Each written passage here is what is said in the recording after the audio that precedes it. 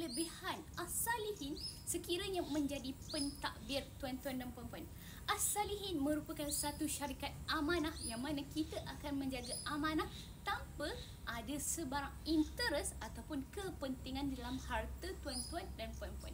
As-salihin akan membacakan wasiat kepada tuan-tuan dan puan-puan di rumah berhadapan dengan waris-waris faraid tuan-tuan dan puan-puan, ataupun sekiranya ada nak bagi kepada bukan ahli waris, contohnya anak angkat ataupun madrasah ataupun masjid, kita juga akan menjemput orang yang berkepentingan itu. Selain itu, as-salihin juga merupakan syarikat yang telah establish, yang telah ditubuhkan selama 21 tahun.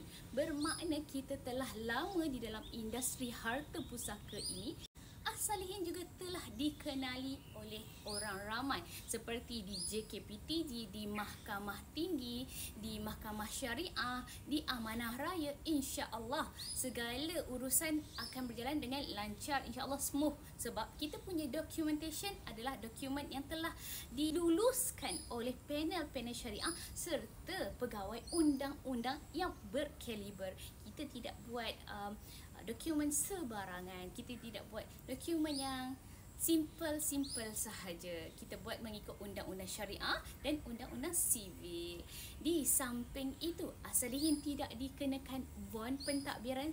Itulah kelebihan di as-salihin sebagai syarikat amanah. Jadi tuan-tuan dan puan-puan boleh percaya kepada as-salihin untuk menguruskan harta tuan-tuan dan puan-puan, insya-Allah.